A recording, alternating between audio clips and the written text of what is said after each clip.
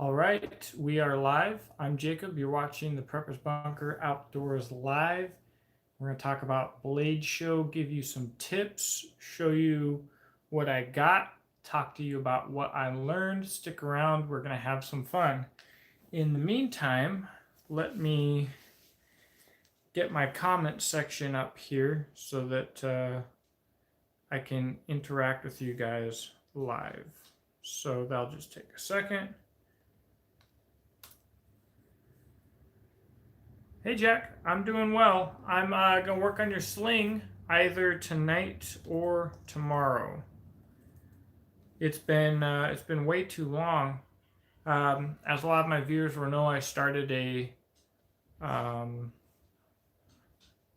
seasonal job recently, and we just moved from 4 8-hour days to 5 8-hour days to 4 10s. And on 4 10s, it's a little hard to keep up with the work and some other stuff. But this weekend we'll be knocking it out, giving me more time on the weekend, and I'll be doing a lot more stuff on YouTube, especially once I get to cop on house projects. God bless you as well, buddy. Thank you for watching. All right, so hey Josh, what's up? Good to have you, man. Joshua Wolf is on here from Redbeard Blades, and he was huge in making Bladeshow possible this year, and he does great work. So definitely check out Redbeard Blades. So the first thing that I'm going to talk about is the two blades that I picked up at Bladeshow. The first one I have been alluding to on Instagram and YouTube for quite some time, and that is the Shadow Tech Python. Check out that Kydex. Lots of Murica going on here. This is a Molly style attachment loop, and then this is their Kydex loop, which you can mount to basically sit 360 degrees and attach to any kind of webbing that you want there. And here is the bowiness. So what's really exciting about this blade is it's going to go head to head with the Becker BK9 and the Essie Hunglis 2. So it's going to the table of destruction. This is an 8-inch blade, 1/4-inch thick, 8670 steel. 8670 is super exciting. I'm going to do my video with Shadow Tech will be up pretty soon. But 8670 is a modified 1070 steel. So essentially 8670 is to 1070 what ADCRV2 is to 1080, or what 5160 is to 1060 steel. That's about as simple as you can make it. Yeah, this is going to be a lot of fun to compare. These are made in Columbus, Ohio, and I'm excited to bang on some stuff with them. Now, Shadow Tech was very kind. After I did my video with them, they said that I could pick up any one of their folders that I want to review. This is very smart for a few reasons, I think. For one, it shows that they appreciate the fact that I want to do YouTube with them. A lot of times, YouTubers either have to constantly flaunt their value and throw it in everybody's faces and essentially annoy them enough to submit to them, or they have to undersell themselves. And so, by offering me any pocket knife that I wanted to review, not only are they going to get more content, but by giving me one of their knives off of the table of my choice, I can guarantee that I wasn't given any kind of special heat treat, any specially looked over knife. It was the same as any other knife anybody else would get. And I actually chose one in D2. The reason being, as you guys know, I am not a fan of D2. But my negative experiences with it have been with large choppers, and I've become better at edge maintenance since then. So, and this is about real, honest reviews. What's up, Jeremiah Shine? This is about real, honest reviews. So I can talk crap about D2 for years, and then if I test it and it's fan-freaking-tastic, Well, I'm going to tell you guys that it's the knife that I tested in D2 was fantastic. And if I find out that all D2 is fantastic, well, I'll come right out and say it. I'm not afraid to do anything. My pocket clip is loose. I need to tighten that up. Anyways, that's why I chose D2.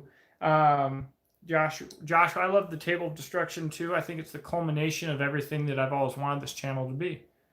Jeremiah Shine said Knife Center's having a sale on Hogue. Knife Center's having a sale on a lot of blades, Hogue included. That was actually the next thing that I was going to talk about. So it's a perfect segue into that. If you guys haven't noticed already, I've started doing more stuff with folders. In the past, I didn't really like, hey, what's up, Richard? Good to have you, man. Hey, Richard, I did a video where I mentioned the Sykes Fairbairn dagger, and I'm going to do a video on it, but it's going to be very interesting. One of the reasons I haven't done a lot of folder stuff is I've been carrying a fixed blade forever because I have a problem with losing folders. Maybe I've gotten a little bit better with all of that, or maybe, I don't know. Anyways, I'm getting back into them. I'm going to work, and a folder is handy. Typically, I do carry a folder and a fixed blade anyways, but with the sale on Knife Center from Hogue, by the way, it is Knife Center, right? Yeah, Knife Center. This is also going to segue into talking a little bit about Knife Center. But Hogue, my favorite pocket knife, guys. Just no comparison. I did a video recently comparing this to the Benchmade mini grip, and I love this. Hogue knife is $150, which is expensive, but it has an absolutely premium steel that you usually don't find on $150 knives. In the past, it's becoming more common now, but it's got an axis lock, so I can take my finger and my thumb, depress this, and close the blade without ever screwing with the front of it like you would with a liner lock. This is G10. This is not FRN.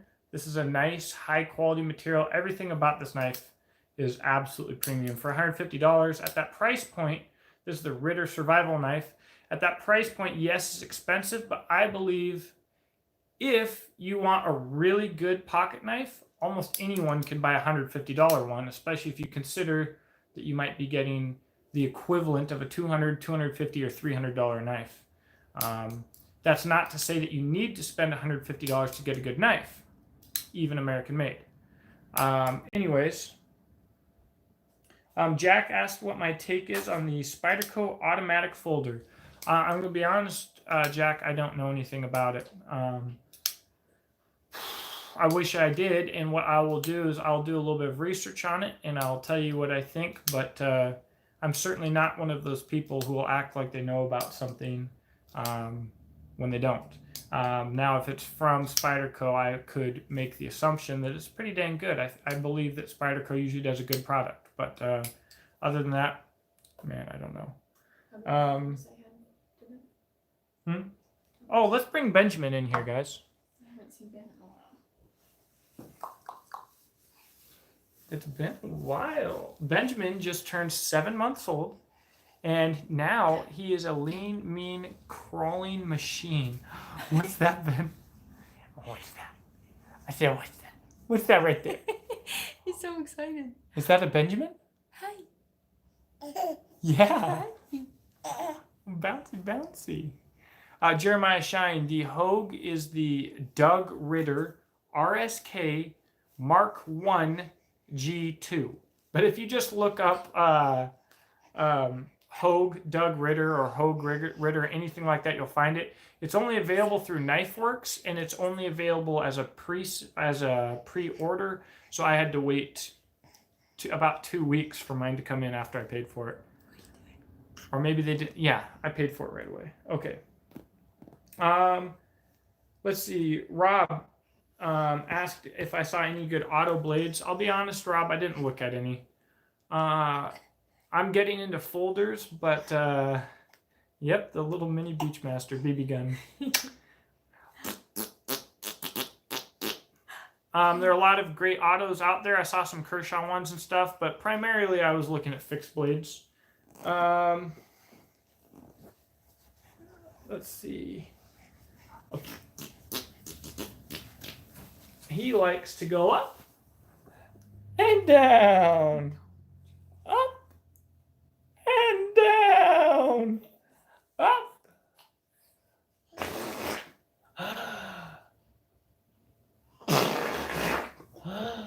And down. All right. So let's see. Yeah, so I didn't look at a lot of autos, and to be honest, here, girl. I didn't look at a lot of folders either. Bladeshow is a place to show off your most premium products, and most of your premium folder companies are way outside of my budget desire. Well, I don't have much interest in a super premium folder. Yeah, he's a cutie. Thanks, man. Okay, but folders, yes. Buck just released one that I am very impressed with. It's a liner lock, S30V steel. It has burlap canvas micarta scales. It rides on bearings, and it's $120 MSRP, so I expect the street price to be about $100. It's a kind of a smaller folder, probably a 2.5 to 3 inch blade. It looks great. I played with one for a while there. It is awesome. At $100, it might be the best $100 blade on the market. That's how impressed I was with it. And burlap micarta scales on a factory production folder. The coolness mode is just over the top. Oh, real quick, I was talking about this folder. I get sidetracked so easy. This is D2, but G10 scales. It's on bearings, and it is nice. And the other day at work, I forgot which knife I had in my pocket. I was wearing gloves. I had to get a knife and start cutting real quick. I busted this out and started cutting, and it came out so quick and easy that I thought that I was carrying my Kershaw Link, which is assisted opening. So I was wearing gloves, and I hit the flipper on this, and it rocketed out just like that. And I was like, oh, I'm carrying my Kershaw.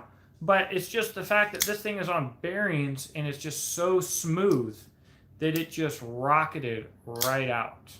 And it did come hair shaving sharp, and these are $95, but they've got a couple frame locks in S35VN that are really small with titanium scales. I think they're 120. And I wanted to pick one of those up, but I would be able to challenge myself. So I didn't. Speaking of, before we get to the next topic, speaking of folders, this is the Kershaw Link that I was just talking about. I did talk to Kershaw. I was supposed to do a video with them. There has been some controversy on whether this knife is flat ground or hollow ground. This knife is officially, as per Kershaw, flat ground, which is very cool. The reason being that they can't do a grind this high on their flat grinder. And I also found some other stuff out about Kershaw knives, and I'm going to talk about that more at length in another video. But they were great. I wish I could have done a video with them. Bladeshow just got crazy. Robocop said he likes the Link. So the Link here, this is 420HC, bottom of the barrel, budget stainless steel, but it's very tough, very corrosion resistant, very easy to sharpen, and obviously OD green and black wash, made in America, $40. Yeah, and it looks flat, but when you look really close, it looks like it might be slightly hollow ground. It's hard to tell. And the knife distributors listed as being hollow ground. But I was wondering about it because a knife reviewer listed it as flat ground, which I thought it was. So I had to do some research, and when I asked Kershaw at Bladeshow, he said, yes, it is absolutely flat ground. This is why, XYZ. And then someone else from Kershaw was like, no, it's hollow ground. And they had they're butting heads a little bit. So there is some confusion about this thing. It is flat ground, and a flat ground American-made assisted opening, awesome folder like this for $40 is so awesome. What else have I missed? Bladeshow. This was one of the Bladeshow scores for my dad. My dad said, hey, show me a picture of every cool Skinner that you see. Let me know the prices, and I might pick one and buy it. This is made by Bryson Scott, and he has a Instagram and a Facebook, Bryson Scott Knives. This is S35VN. Came with this sheath, neck knife sheath, bushcraft style neck knife sheath, and S35VN. For a size comparison, I have fairly small hands, but it's a very small knife. Let's see. I'll throw the link up here. All right, very small. But it's S35VN, Wedgwood handle scales. Nice thin edge. Centered blade, nice straight blade, tapered tang.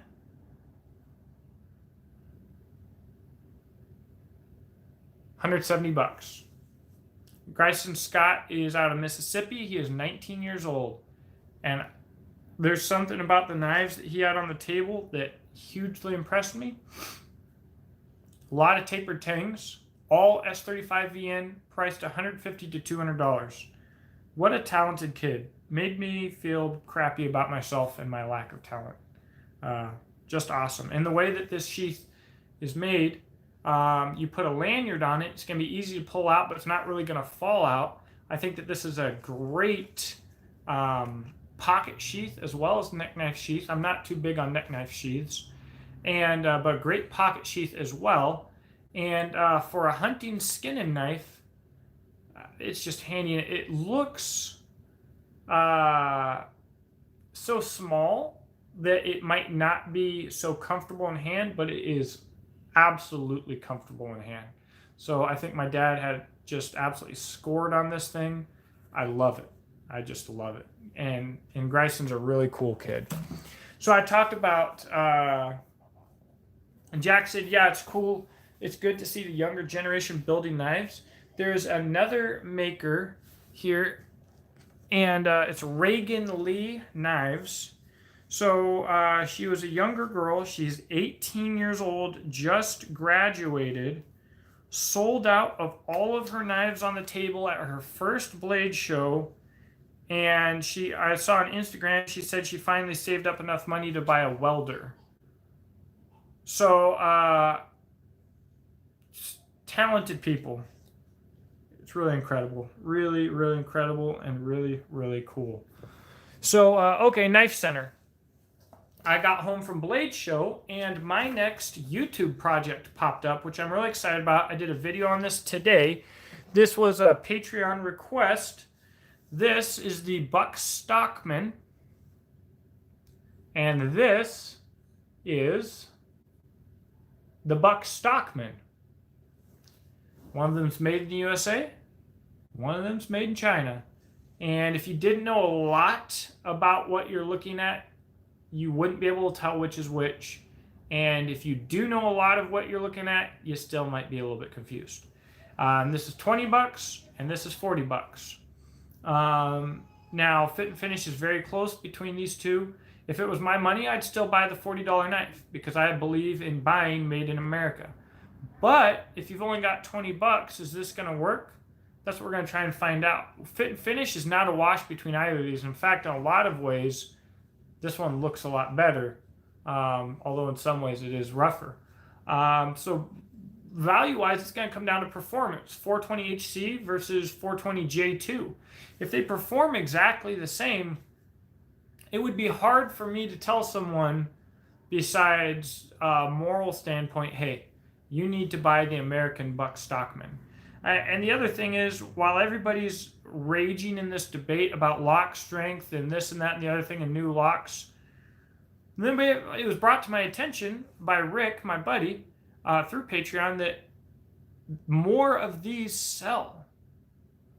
More people are buying affordable slip joints than expensive locking blades anyways. These are in every Walmart. They get bought up for next to nothing. And you see these on job sites everywhere in every part of life, and nobody reviews them. And so I'm pretty excited to review both of these separately and to compare them together. I already did the fit and finish comparison, but we'll do a final comparison as well on edge holding and sharpenability. Let's see, the knife that I think is ideal for work, that I'm probably going to start carrying a little bit more, maybe, unless I've got more knives to review, which I do, I don't know. This is the Leatherman Skeletool. I did a upgraded Texas Instruments or something like that, 154 CM straight blade on it. Talk about awesome for what I'm doing for manual labor outdoors. It's a liner lock blade on the outside, so I can hold it just like this, open it one-handed like a normal pocket knife, close it one-handed like a normal pocket knife. I've got a screwdriver and pliers. That's all I really need. And a carabiner. Comes with a pocket clip, but it's tip down carry, which is annoying. I could probably get used to it. I might put it back on. Talk about a good little piece of kit. Oh, and let's see. We'll wrap it up pretty soon here.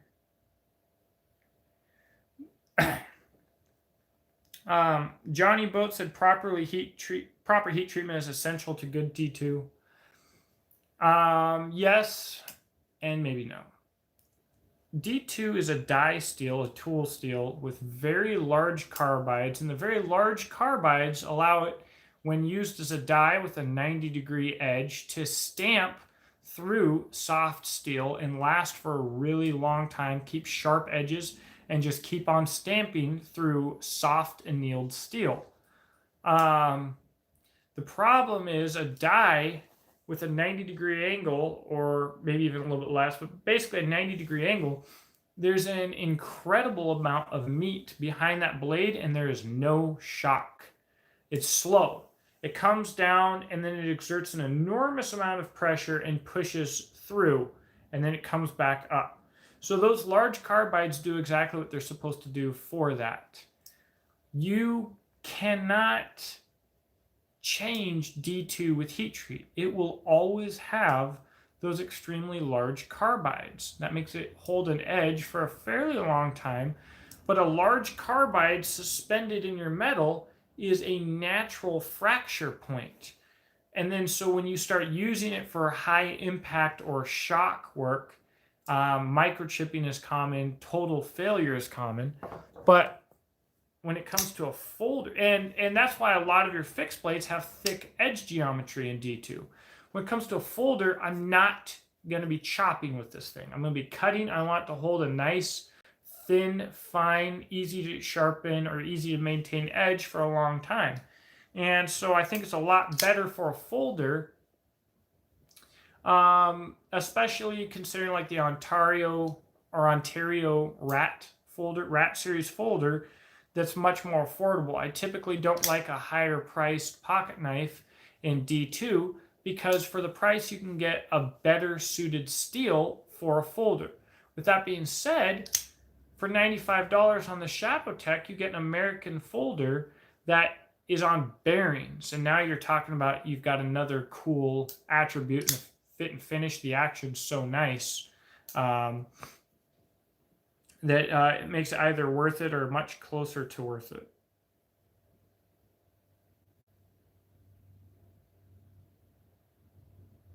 I'll have to talk about this soon. All right, so Rob asked me to talk about Terrain 365. I was very impressed by Terrain 365. Their proprietary alloys, I don't remember the specific name for it, but it's dendritic cobalt. And so there have been a few attempts at this in the past that were not that good because the cobalt, the carbides in the cobalt were not dendritic, meaning that they're scattered across the metal, and when you sharpened, you might not have any along your edge, which meant that it just got dull and was crap and you couldn't really sharpen it. The dendritic means that there's this chain of carbides, and they come together and they're all held together like a leaf throughout the cobalt. So as you sharpen it, you always have the carbides down the center. And that means it's supposed to hold an edge for an incredibly long time. And it is absolutely rust proof.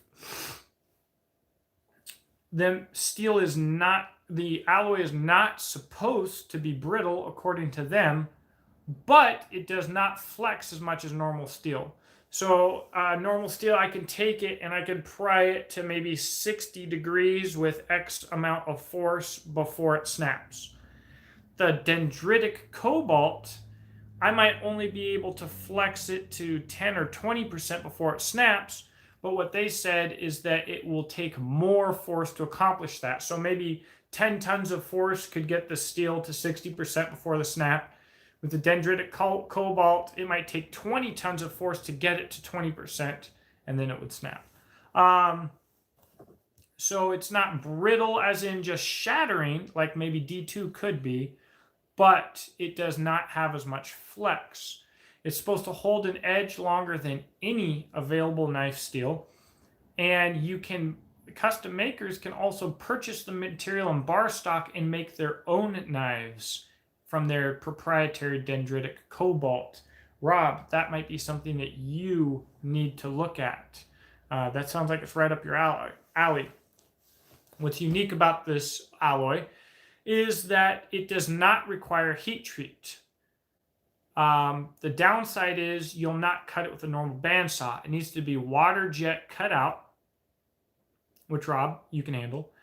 Then all of the holes in it for scales or whatever else need to be cut with carbide bits. You can't use normal bits. That's fine, whatever. And then for the grinding, you need to use ceramic belts. Again, not a big deal.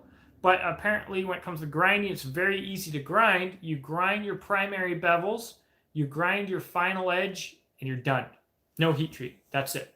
So the downside is it's very expensive. The folder, I think, was about $450. It was amazing. And then the little neck knife guy was about $200, I think. I would really, really like to review that little neck knife. Talk about cool. Now, he didn't seem to think that stropping it would work very well. His recommendation for sharpening was a medium coarseness Arkansas stone. Now, to me, that sounds like I could probably strop it on a diamond strop. And it sounds like it wouldn't be that difficult to sharpen using any of your guided sharpening systems or anything like that. He didn't say you need a diamond stone to sharpen it. So I'm really excited about the Terrain 365 brand.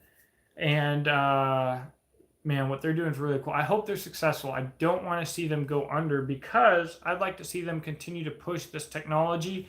And since they're willing to sell it in bar stock, I hope that it grows quickly and becomes more affordable and more available.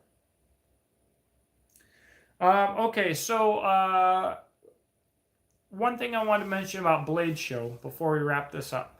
I was greatly hindered because I failed in the audio department. I was not well prepared to get good sound quality when it was really, really loud, like on Saturday. And that was completely my fault. So I planned on filming on Sunday. And I should have learned from the last 2 years as at Bladeshow, because last year I only went for Sunday.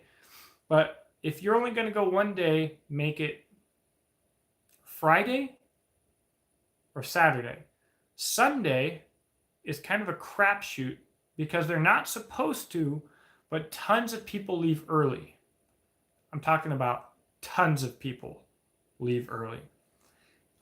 Which is understandable. After you've done the last 2 days at Bladeshow and you're constantly busy, you do want to go around and see other booths, because if you're a vendor at Bladeshow, it's probably because you love blades. Imagine that. So not only will booths completely up and leave on Sunday, which they're not supposed to do, which I already said, but a lot of the booths, the people there will be gone. Not a good time to talk to people, to meet people, to do videos. It is, however, a great time to potentially get deals if you're a smooth talker like that. Now, me, I'm not a smooth talker. And I never get deals on Sunday. Everybody else does, except for me, because I don't know. I appreciate makers' work, and I don't really want to lowball them, and I don't know. Now, I actually did not buy any knife this year at Bladeshow. I, looking back, greatly regret that, like heavily. The one knife that, well, there are a few knives I wanted to buy. One was, I wanted to buy one of the Jerry Fisk White River knives models that was there. It's actually the one I held in the video for White River knives. I think it was a custom. It was OD green and orange. So nice. I wish I would have talked to them about buying it. The other knife was from Owen Baker of Yukon River Knives, who has his designs made by White River Knives. I really want one of his knives that's made by White River Knives. But his custom work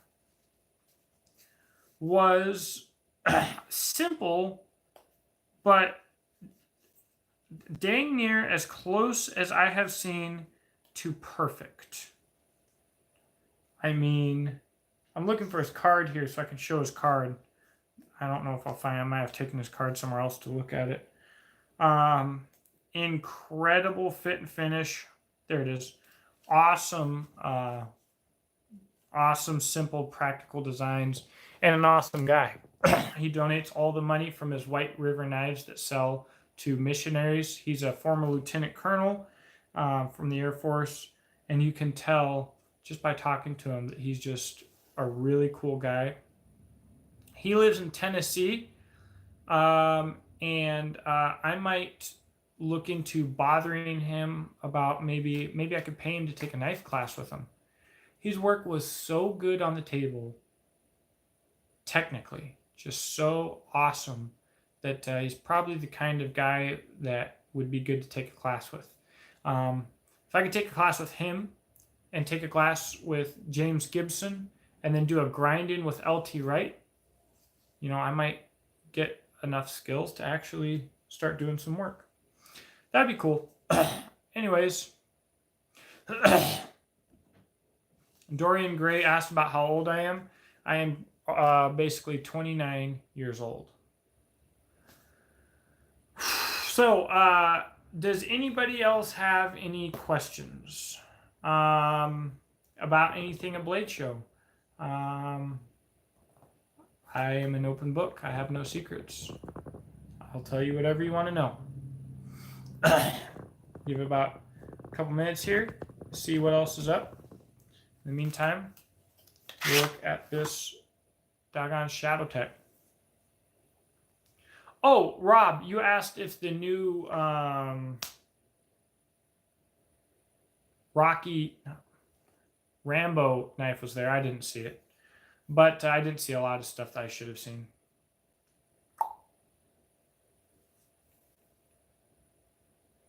So this knife, top five most unique or innovative knife makers that you saw there. Excellent question. Maybe a little bit hard to answer, but number one most innovative or unique knife maker that I saw there, Carruthers Performance, and their integral, entirely made from one piece short sword. They took 25 pounds of CPM 3V. I don't even know how they got a brick that big, and they machined out a short sword where from pommel, handle, guard to blade and fuller was all one solid piece at 25 ounces. They machined 4 slots around the handle and perfectly inlaid G10. So it's kind of like a double full tang, because it had like a tang going this way and a tang going this way, perfectly attaching the pommel to the guard, making it essentially, I'm sure, indestructible. hands down, #1 most innovative company there. Blew my mind. Crother's Performance has put themselves on my grail list. I'm going to grab this here. For a manufacturer, White River Knives does a fully machine finished, almost mirror polished tumbled finish that is amazing. That is innovative. You can see your face in the reflection on a machined blade. Beautiful. Incredible. Dorian Gray asked if they had any useful no metal knives. That would be innovative #2. White River was #2. #3, Terrain 365 and the Dendritic Cobalt. Their Flipper, Invictus, I think it was called. Flipper has no metal. Ceramic bearings, titanium scales, Dendritic Cobalt blade. Nothing is ferrous in the whole blade. That's phenomenal. Innovative. That's 4. Unique or innovative. 5th.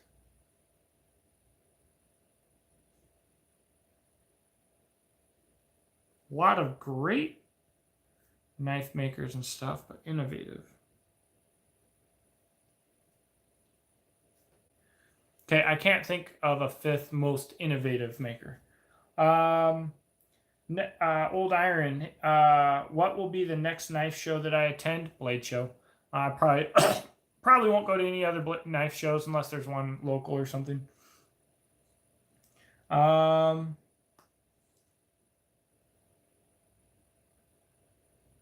Cyber Productions. If I was going to buy a fixed blade for around 200, any that were there you would recommend? Okay. Yes, I can do this question all day.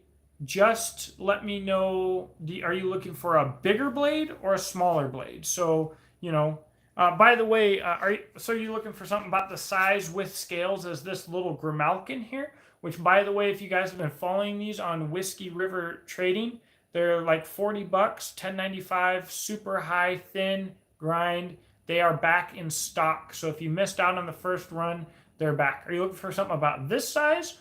Or are you looking for a medium-sized knife that you'd put on your belt with a 4 to 5 inch blade? Or are you looking for a big chopper? Let me know that, and I will hook you up. Fancy Cobalt. So the fancy Dendritic Cobalt knife, the small neck knife, which is approximately this size, was $200. And the fancy folder that was completely non-ferrous was about $450. Now, that sounds like a lot of money, but a similar quality folder that was not in the super fancy metal was oftentimes there about $450. So I think it was actually very competitive. All right, medium-sized knife, about $200.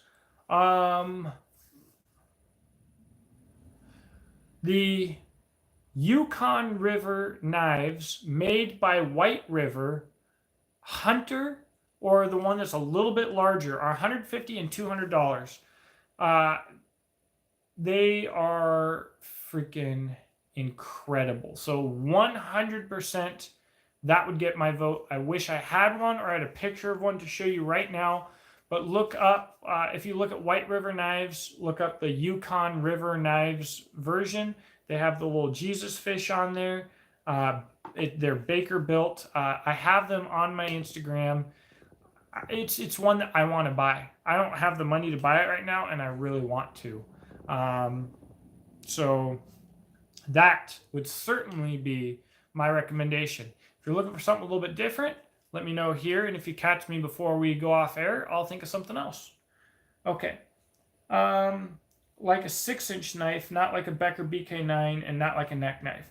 Yeah, so that would be the larger Yukon River knife, which is probably a 4 to 5 inch blade, not quite a 6, but it is a full-size belt knife. It's not heavy, it's not cumbersome, but it's also not tiny. It's certainly a medium-sized, incredibly practical utilitarian belt knife. I don't have anything in arm's reach of similar size, but Man, I want that thing so bad. All right. All right. Hey, Josh, I'm glad that you stuck around, man. I know you got a lot of work to do. Thank you for tuning in. And let me know if you need anything or if I can help you or if you want to yak. And I'll be around. Talk to you soon. So let's see here. Now, the Terrain 365 has a larger fixed blade as well. The style of it was not as appealing to me, but it looks still very practical. And I don't know the price of that. I'm guessing it was about $300. But yeah, the biggest downside to this dendritic cobalt right now is price. It's some spendy stuff, but it's a brand new. It's not brand new material. This same material is used as the lining on 240 Bravo barrels. So it's been around. It's been military use. The way that they have made it is probably unique, but it's so different. It's so new. It's going to be expensive at first. If people think that it's worth the cost and they buy it, then the cost will come down because they'll be able to make more of it. If people think it's too expensive, it'll die out. How can you sharpen it? They suggest a medium Arkansas stone. So that's pretty straightforward. If it can sharpen by a medium Arkansas stone, I reckon it can sharpen on just about anything. I want to mention real quick another one of my Grail knives from the show.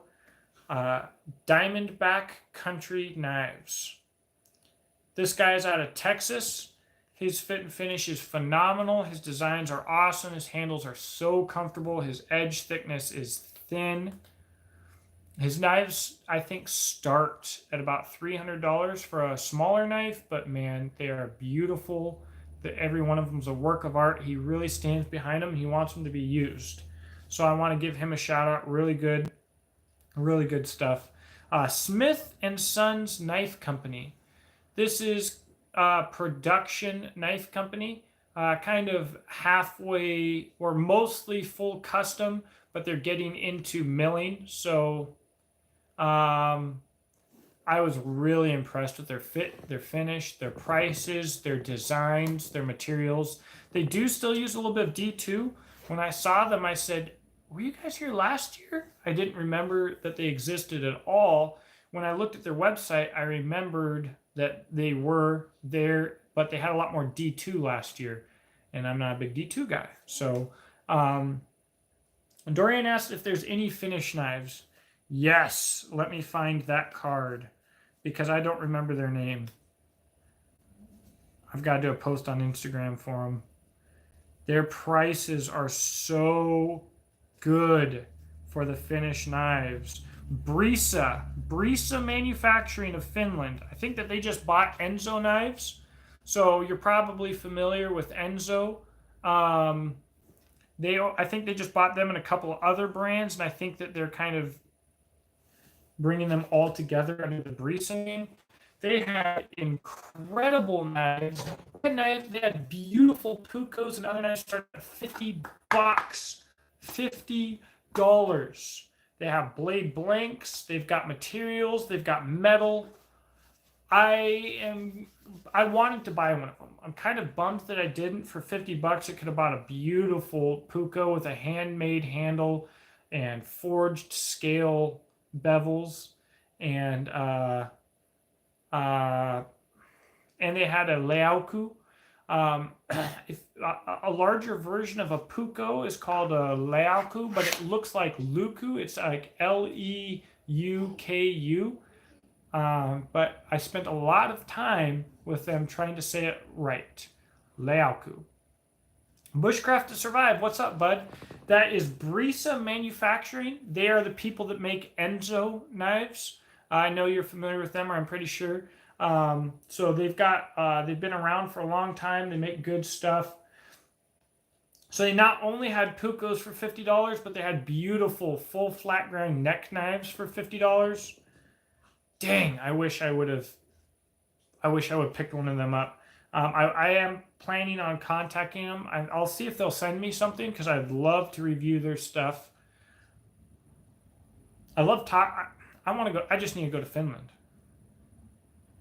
That's all there is to that. I can get a round trip ticket for $1,000. Maybe I'll do a GoFundMe.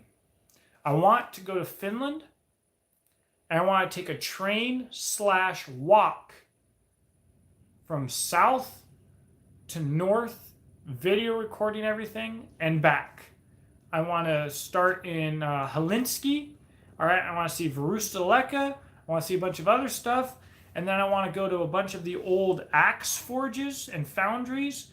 And I want to meet the wild people and walk the trails. I want to spend like freaking 2 months in Finland. Just filming, wandering. It's probably not going to happen, but that's what I want to do. So, yes, Finnish knives, I was amazingly impressed. Amazingly.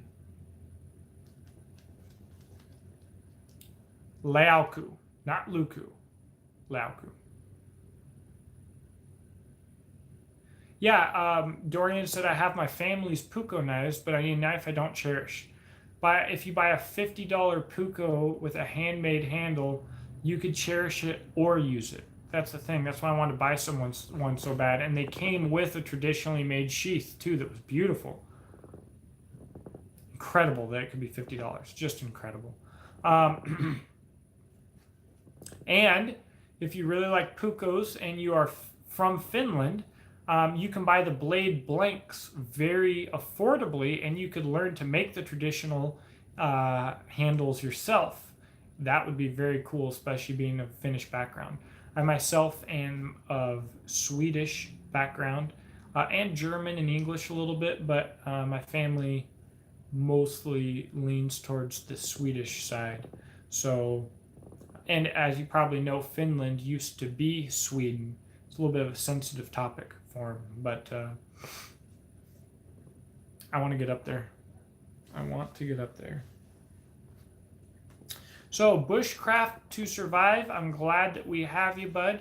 I need to do a video with you pretty soon, and I need to do an adventure with you.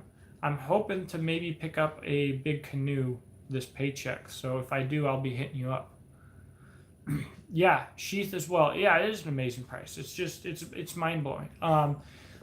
I will be posting pictures of some of their stuff on, now it wasn't a birch bark sheath, it was leather. I'm familiar with the birch bark though. Yes, laminated steel blade thoughts. There are ups and downs to laminated steel. You can get a nice carbon core with stainless on the sides, that's San Mai style that has benefits. Or you can get just solid carbon laminate steels like they did traditionally in Scandinavia, and they're not stronger than modern steels, but they are stronger than steels of their time. They can be razor sharp. They can be affordable because they can have a more affordable blade steel on the outside. The downside is most of them don't have a square spine, and the outside of the laminate I think is typically softer or a lower quality steel, so it's not going to be as good for throwing sparks. If you keep a striker attached to your ferro rod that you liked, then that will never be an issue. So laminated steel, is it a benefit? No, not really. Is it a detriment? Maybe not. Is it cool? Absolutely. All right. So, what's the word? This is actually going to be one of my longest videos. Any other questions about Blade? Anybody thinking about going or going someday and need some advice? Let me know.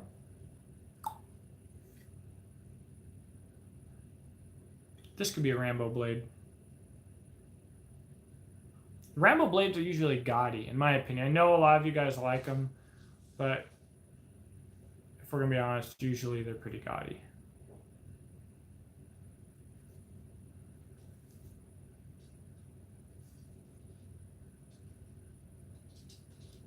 Old Iron will be going next year. I can't wait.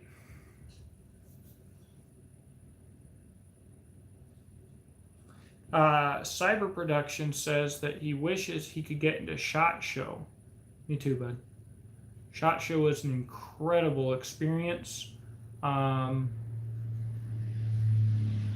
It's an amazing place.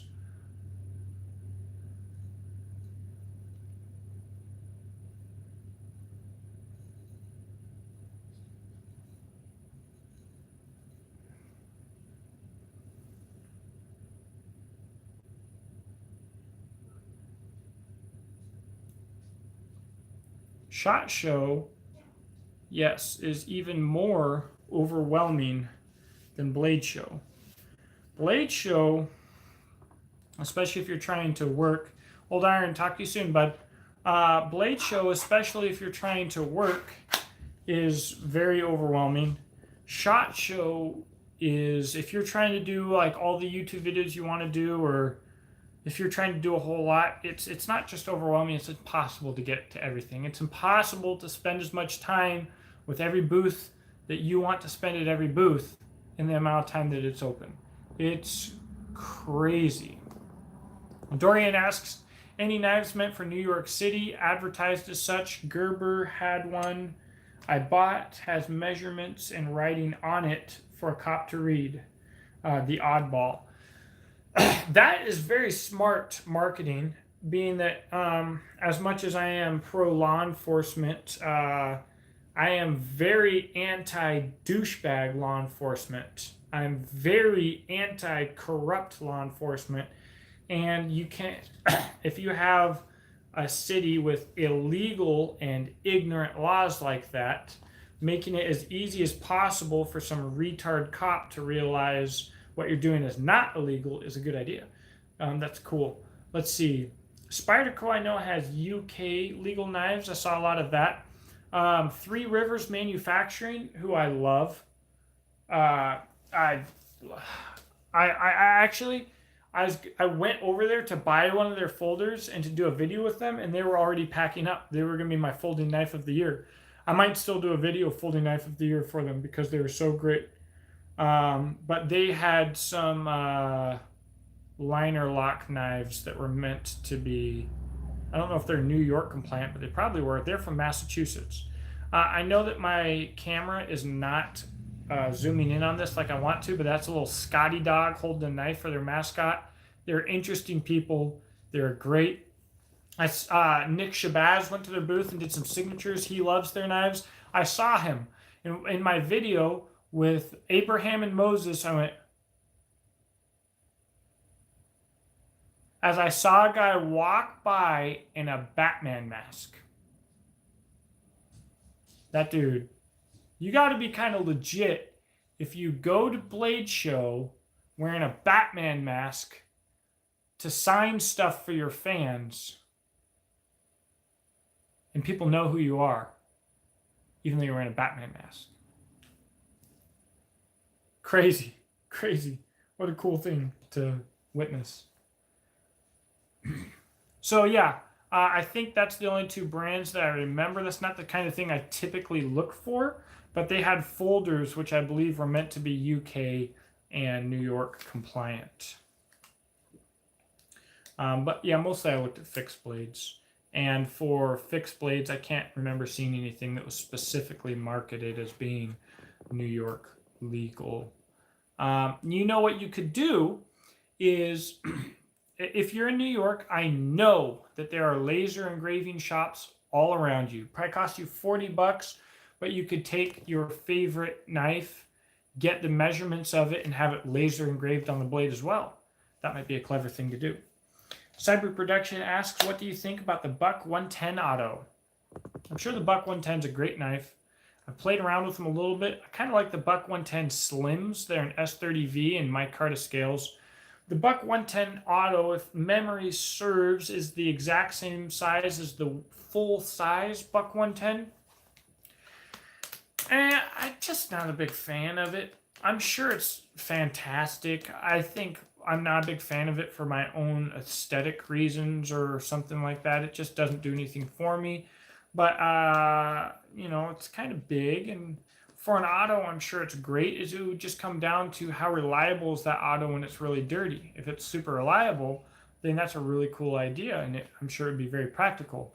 If it's not, if it's kind of complicated and gets gummed up easily, then no. Not that would be a no-go in my book. So, it just depends on that. Yeah, the etching. So, I forgot to talk about one of my biggest things. I just got my knives back from the laser engraver. Holy cow, the Adventure Craft, freaking the Exodus Knife and Tool Adventure Crafts. Waited an hour into my live video to get these. Check out this laser engraving. These things are legit. It's got the serial number on there and XKNT for Exodus Knife and Tool. Most of these are phosphate coated, and I think that I will have the models that the blades that I'm gonna have put for sale without a sheath. I think I have them up for next weekend on beachandtactical.com. So this is serial number 6 through 11. Oh man, so exciting. So who is excited? Who has a favorite sheath manufacturer and is excited to get one of these without a sheath? And what colors do you want? Let me know. Very stoked about that. My buddy said, my aunt looked at me like crazy when I walked in with my Ruger LCR on my hip. She's from New York. That's sad, man. I'm a fairly extreme personality, and I don't either. My family that's not so gung-ho on firearms knows not to do anything about it when they're around me, or I don't go around them. Like, I just can't handle that kind of negativity in my life. So that's a bummer, though. That always makes things awkward for me. Priority survival. Am I going to Bladeshow West or SHOT Show? Probably no and no. I wish I would have seen you. It's incredible how many people I missed at Bladeshow. It really was a bummer, but it's also incredible how many people recognized me and said hi. That was really cool. If I could get sponsors to cover a plane trip to Bladeshow West, yes, I would go. Like that. As far as SHOT Show, it's going to be a little bit too much for me, I think. Dorian said he's not even allowed to have a sheath here in New York and wants to move. Please do. The biggest way for us to kill the communists who are killing our country is to not give them our money. And being that they are funded by our very existence and by taxing every single aspect of our life that they can, if you leave and they lose all of their money, in a perfect world, everybody would leave. They'd have no money, no more communists. And the worst part is to realize that because of that, if you live in a communist area, obviously moving's a huge deal. A huge deal. But if you're living in a communist infested zone, you're enabling that. You are putting your money into commie pockets. That's brutal, man. I mean, and people have got families involved. You've got work. You're underwater on mortgages. All of this stuff that keeps you. I hope you can get out. Just say screw it. Screw all that crap. Tell family they can come visit you, or convince your family to move to GTFO. I was looking at a point in my life where whether I was going to move back to Washington State or not. Never will. I love Washington State. It's great. I meet people from Washington, and I can tell that they're from Washington. I'm like, What's up? You're cool. But you can be at the Puget Sound, be in the ocean one day, and you can be on Mount Rainier the next day.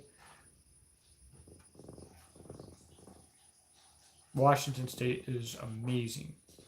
But like most amazing things, it's infested with evil people. So I think that's about all I got, guys.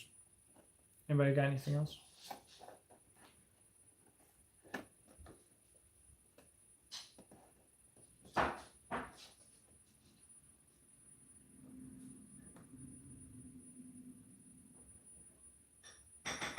Cyber Production said he's from Washington, and if he ever had to move back, he'd go to Eastern Washington. Eastern Washington has a much better culture, but they are still bound legally to laws made by the granola munchers in Seattle.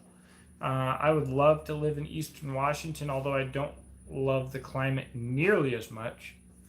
But you're still going to be tied down to commies. Sucks.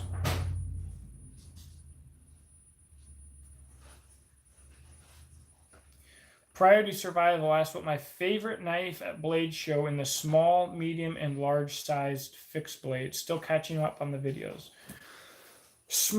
Favorite small knife, unless I'm mistaken, I would have to say was from Grayson Scott, the custom maker, and I did a video with him recently. And in the video, I showed up close, I was holding a small little knife with a really pointy tip and a tapered tang. I'd have to say that was probably my favorite small knife of the show. Grayson's just incredibly talented. Medium, I would have to say it would be a custom, would have been probably a custom from Owen Baker. One of the knives that he modeled, the Yukon River knives made by White River Knives after, but that he made himself, one of his customs. I actually almost bought one, and I thought I had a little more money in my pocket, and I was like, yeah. He said, what are you getting into, or something like that. I was like, well, hopefully not buying a knife, and I pulled my money out, and I was counting it, and I was short, and I looked at him, and I was like, I can't lowball him, so I put my money back and I walked away. Wanted that knife. And large. Favorite large knife. I won't count the short sword. That wouldn't be fair. Oh, tie for medium would be the Diamondback Country knives. Holy crap. I mean, yeah, Diamondback Country knives. Oh my goodness. His work is just phenomenal. I'd have to tie for a second. Large knives? I don't remember the guy's name. I have a favorite large knife there. It's not practical, but it's just monstrous. It's almost 3/8 of an inch thick, 80 CRV2. And I look at it every year. He always has that model out there. And off the top of my head, that might have been my favorite large knife, maybe. Do I belong to knife lobby groups? Were those peeps there? Yes, they were. In fact, Doug Ritter, who designed and gets a little bit of money from the pocket knife that I carry every day from Hogue, the Hogue Ritter RSK, was there. I talked to him. He was, have a good evening, Jack. Thank you for watching and thank you for sticking around. He was there. I talked to him. I'm going to donate one of my knives to him. I want to help him in every way that I can. And I didn't get the video. But they were there. I don't think I'm a member of Knife Rights. You probably have to pay for that, but I do get their emails, and I do want to help them in any way that I can. And Ruger, what do you got? What does he have? I don't know. And I want to help them in any way that I can. They are awesome. And guys, support the companies that support Knife Rights. Hogue has multiple knives in the Knife Rights bin.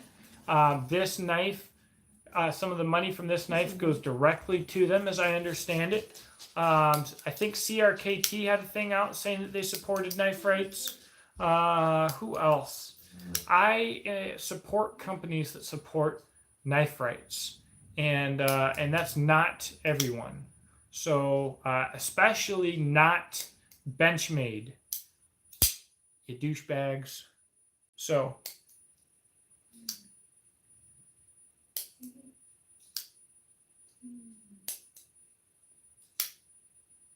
Priority Survival said he swears there are holes in all his pockets at Bladeshow because after the first 2 days it just seems to disappear money. I didn't buy any knives, so but I understand the sentiment. In fact, I brought a whole bunch of patches, like 20 of them. And then in the first day, after like an hour, I was like, let me give you a patch. And I reached in the Hidden Woodsman bag, and there were none there. I'd given them all away somehow in like 30 minutes. So I need to calm down with that, giving away patches. But I understand how that could go. And if I know, like if I had allowed myself to use a debit card to buy a knife or a credit card, I would have been in so much trouble. I totally understand. By the way, Priority Survival, I don't know if I should know whether or not you're on Instagram, but if you are, I'll follow you, and you can keep up with what I'm doing more easily there, because I post, I think, quite a bit of content on Instagram. It's a lot easier for me to do, to keep up with what I'm doing there than it is here, especially with this new job. All right. Man, guys, if you can go to Bladeshow, I'm telling you, it's like a fat kid in a candy store for 3 days straight. 1 year, I'm going to go to Bladeshow. I'm not going to get a table, and I'm not going to do YouTube. I'm just going to go to Bladeshow and enjoy myself. And that year is going to be awesome. Quiet, Jimbo.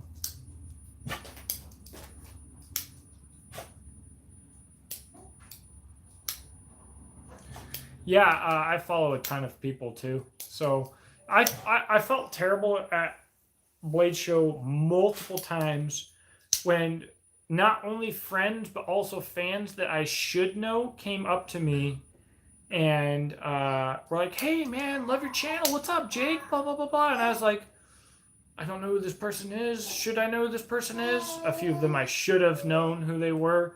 I felt like a dirtbag when I didn't know. But I'm so thankful that people came up to me and talked to me.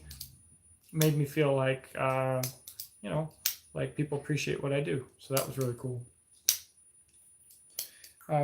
John said that's sad how crazy it's become for knives and firearms in this country. That's an understatement. It's incredible. Dark Timber Brotherhood, Rob asked about. Walked into Bladeshow and I saw these shirts that I recognized. Boom. First thing I see when I walk in is a huge group of Dark Timber Brotherhood people at the very front of the pre-entry line. They'd been waiting there since 9 o'clock the night before. Super dedicated, awesome people. Got a picture with them. Pretty sure it's on Instagram. Dark Timber Brotherhood was rolling deep, and they're great. This is what I do a lot. I sit here, open, close, open. I make fun of fidget spinners, and yet here I am. Does it look better to be in public and be sitting here as a grown man playing with a fidget spinner, or playing with a knife like this? I don't know, but I do it.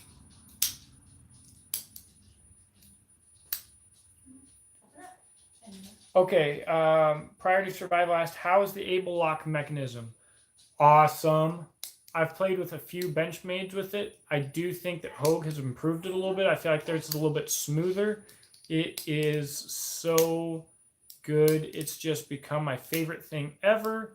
And word on the street that I heard from the grapevine is that they will have more knives with these Able Locks. I was supposed to do a video with Hogue, and I didn't. They're one of my sponsors for YouTube, and I didn't get a video with them. That sucks.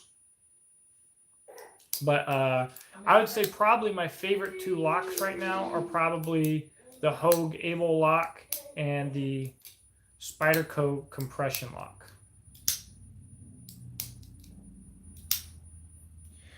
John asked if I ever got a challenge video with Pete. No, I didn't. I thought about the challenge video idea. I wanted to do it with SC2, but the problem is people are so busy at Bladeshow that it's crazy. And I think people generally want to put up with my crap as short as possible. So, yeah, I wasn't able to do that with Pete. I was able to get a picture with him. I didn't even get a video with him. Kind of a bummer, but it is what it is. He knows and they know that it's not because I don't care. It's just there's a lot of people that I wanted to get videos with that I said that I would get videos with and I didn't. And it really comes down to poor time management skills being at Bladeshow, because like I said, it is like a fat kid at a candy store. And when it comes to a fat kid at a candy store with Bladeshow, I am the fattest kid in a 3-day candy store. So I just didn't do a lot of things I wanted to do. John, glad to have you tonight, man. Thank you for everything. I've got some stuff for you I'll be getting to you. And I have an axe for you I'll be getting to you as well. Thank you for watching, and I'll yak with you soon, bud. You filmed 20 videos? I think I filmed like 15. Man, I think that next year, I think I'm going to film 6 or less videos. The only people that will get videos from me will be my favorite people, which is what I tried to do this year with the Best of Bladeshow video series that I'm doing. And I'm going to probably try and do less YouTube videos every year. And I'm probably going to charge my sponsors a little bit more next year. And go with better audio equipment and give less people more time. And hopefully more custom makers more time. So I said that last year too, but we'll see.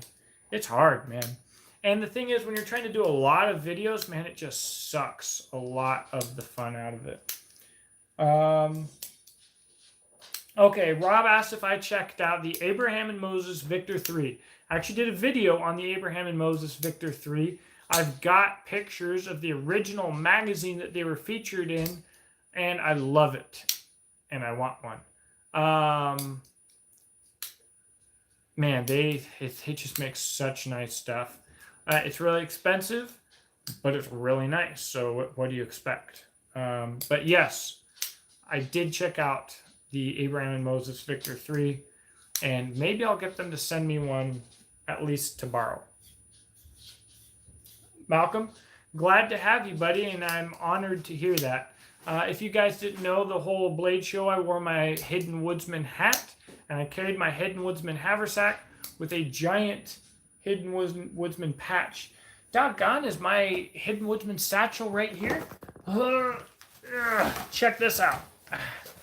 All right, this is my Bladeshow carrying system here. The big old red, white, and blue Davy Crockett going on. Tactical pterodactyl. Yes, I said it wrong on purpose. And double star arms. So that was what I carried my gear in this year. It was great. Every show I go to, I carry the Hidden Woodsman haversack. And it's so handy because I always have it right here. Pull stuff out, get done, throw it on my back. Super quick, super easy.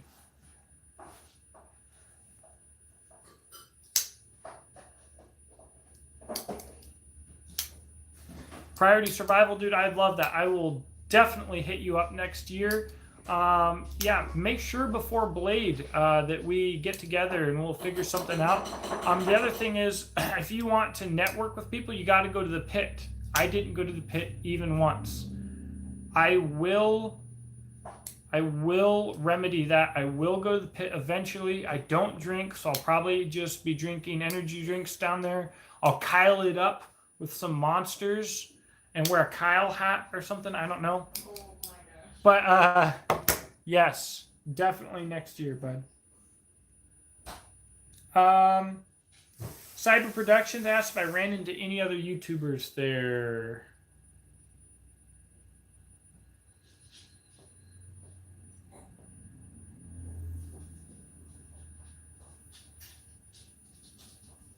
No. Like usual, I ran into Alan Kay, phenomenal guy, winner of season 1 of Alone. I like to spend every second that I can with Alan Kay. He's such a good guy. I saw Zachary Fowler. He's a YouTuber now, but that's not what I consider him. I didn't get this chance to say hi to him. Of course, I saw EJ Snyder. Got some pictures with him, talked with him for a while. Me and EJ seem to run into each other twice or 3 times a year, it seems like. But I can't think of any other YouTubers, but I don't know many YouTubers either, because I don't watch YouTube. Malcolm said he's loving his new Exodus blade. Light and sharp. That's the idea. Malcolm, I think you might not have seen this, but I've got another small run ready, and some of these I'm going to release without Kydex on the website next week. Very stoked about it. I've got another 15, I think, that need to be laser engraved, and then they'll be going out to Grizzly Kydex. Super excited about that. Talon C. Never saw. I don't know who that is. Survival on Purpose. I haven't talked to him in a long time, but I didn't see him. Melissa Miller. I did see her actually briefly. She used to like all of my Instagram content, but she hasn't in a long time. EJ Snyder and a few I can't remember. Hey, Priority Survival, have a good night, man. Thank you for tuning in, and I will make sure that I hit you up more often. If I'm not subscribed to you, I will subscribe to you. Just forewarning, I don't watch much, if any, real YouTube. So I'll try and keep up to date, but I'm really not good at it. All right, guys, I'm going to wrap it up for the night. It's getting way late. Thank the Lord I don't have to get up early in the morning. It's a nice feeling. So if you guys have any more questions, feel free to message me on my Facebook public figure page, Jacob Beach Peterson, on Instagram at the Preppers Bunker Outdoors, or at the Preppers Bunker Outdoors at gmail.com, or YouTube Messenger, which sucks, in the comments sections, wherever the crap you want. I appreciate you guys watching. Thank you so much. You guys are awesome, and I'll talk to you soon.